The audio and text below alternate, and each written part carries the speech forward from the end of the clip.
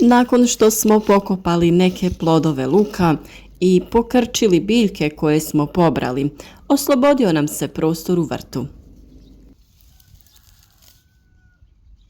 Toplotni udari i duga razdoblja bez kiše su prošli, pa se nadamo da bi ostatak ljeta mogao biti sa nižim temperaturama i većim količinama oborina. To će dobro doći lubenici i drugom povrću da se plodovi još bolje razviju. A kao što ste mogli vidjeti na kanalu, već smo uveliko krenuli sa pripremom zimnice, jer su paprike, paradajz, mrkva i drugo povrće odavno zreli. Neke od videa vezanih za pripremu zimnice smo već pokazali, a neki su u pripremi i biti će ih dosta do kraja godine. Zato ako već niste, zapratite naš kanal i klikom na zvonce dozvolite obavijesti svaki put kada objavimo novi video. Vjerujemo da naši savjeti mogu dobro doći svima koji se bave proizvodnjom voća i povrća, a pored toga ispod svakog videa možemo malo prodiskutirati na određenu temu. Zato pišite nam i rado ćemo odgovoriti na sve vaše komentare. Kao što smo rekli, u ovom videu pričati ćemo o sadnji i sjetvi biljaka u drugoj polovini ljeta. Vrijeme razvoja biljaka je različito, pa neke biljke stignu izrasti do jeseni i pojave prvih mrazeva, kada najčešće vegetacija staje i sezona uzgoja povrća završava. Naravno, u prvom redu radi se o zeljastim biljkama poput salate, špinata, peršina, rukole, ali i krastavaca, boranije, tikvica i sl. Nakon pripreme zemljišta frezanjem ili samo prozračivanja tla vilama, pripremiti ćemo gredice za sadnju kasnog kupusa. Njega smo prije 20 dana posijali u čašice i već je izrastao i razvio se dovoljno za presađivanje. Ali još uvijek nije kasno posijati ga direktno u zemlju. Ipak, ako imate u blizini nekog ko se bavi uzgojem rasada, nabavite nekoliko komada i do kraja jeseni imati ćete lijepe glavice kupusa. Kod ovakvih sadnica korijen je dobro razvijen i biljke će se jako brzo nastaviti razvijati. A da bi spriječili mogući nedostatak vlage u tlu, može se koristiti malčiranje tla prirodnim materijalima ili umjetnim poput PVC folije. Mi smo foliju pripremili za sadnju jagoda, tikvica, krastavaca i kupusa. Nešto stajskog đubriva i dovoljno vlage trebali bi omogućiti razvoj kupusa kako bi u jesen imali fine glavice za kiseljenje. Naravno da se jako radujemo i tim plodovima. Prije nego spomenemo i drugo povrće koje ćemo sijati, reći ćemo nešto i o ukrasnom bilju koje je također dio našeg vrta, a radi se o lavandi i ružmarinu. Upravo sada je pravo vrijeme za napraviti nove sadnice pomoću reznica. Narezati ćemo nekoliko reznica sa vrhova biljke dužine oko 10 cm. Pripremiti ćemo i supstrat u koji ćemo posaditi reznice. U donjem dijelu reznice skinuti ćemo nekoliko listova, te nakon što ih navlažimo, u tom dijelu ćemo nanijeti hormon u prahu. Taj hormon je namijenjen za užiljavanje lavande. Kompletan video o stvaranju novih sadnica možete pronaći na našem kanalu, a isti postupak može se primijeniti i kod ružmarina. Od povrća sada se mogu sijati zeljaste biljke. U prvom redu tu su blitva, salata, matovilac, rukola, a možete pomoću reznica razmnožiti i peršin te celer.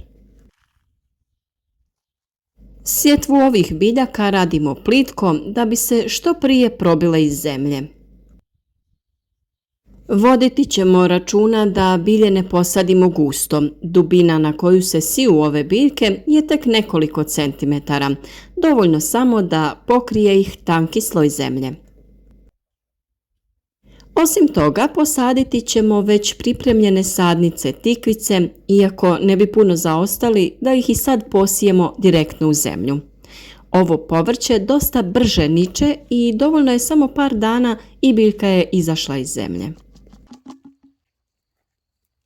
Već smo spomenuli u našem prošlom videu da i krastavac sada možete posijati. Probajte i vidjeti ćete da je već za 2 dana niknuo. Tlo je dovoljno toplo i biljke se razvijaju i noću, a i danju. Samo je biljkama potrebno obezbijediti dovoljnu količinu vlage i njihov rast će biti iznenađujući. Već kroz mjesec dana imati ćemo biljke koje će uveliko cvjetati, a plodovi će nam stići prije jesenskih zahlađenja. Opet sa druge strane postoji mogućnost tople jeseni i kasnog početka zime, tako da u ovom razdoblju zaista možemo puno toga napraviti u našem vrtu.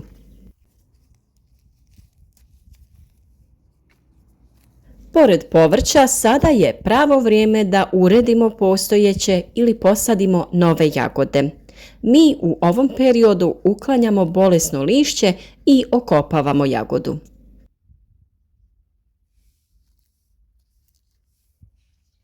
A ljeto je također najbolji trenutak za sadnju novih jagoda. Bilo da se radi o frigo ili kontejnerskim sadnicama, obje će se lako ukorijeniti.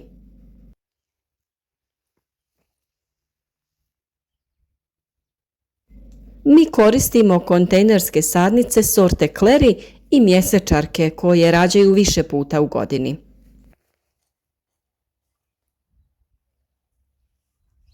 A nakon sadnje bitno je obilno ih zaliti dodavajući u vodu vodotopivo hranjivo NPK formulacije 10-30-10 sa većom količinom fosfora, jer fosfor je bitan jer pospješuje ukorjenjavanje biljke.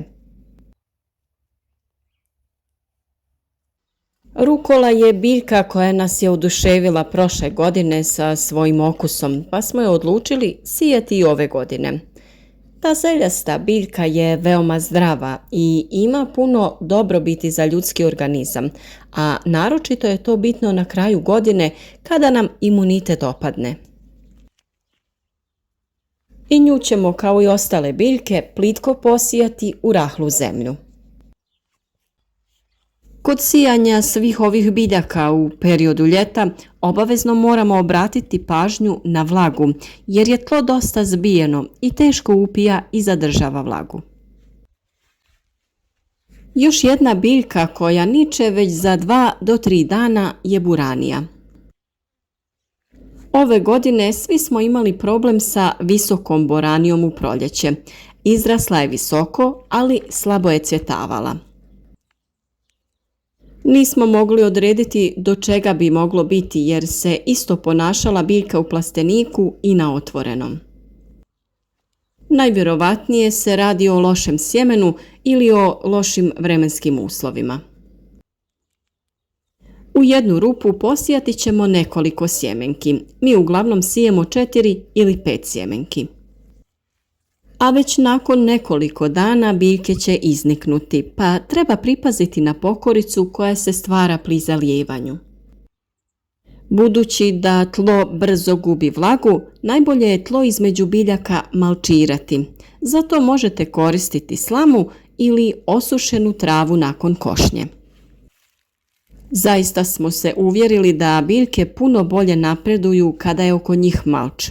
Osim toga što malč zadržava vlagu u tlu, on smanjuje i temperaturu zemljišta oko biljke za nekoliko stepeni, što zna biti jako bitno u ovim vrućim danima.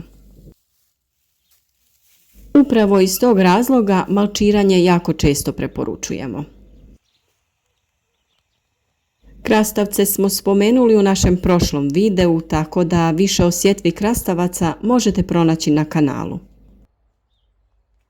Ako imate priliku, pokušajte posijati ili posaditi još nešto od bilja. Sezona uzgoja povrća nije blizu kraja, samo si trebamo dati još malo truda.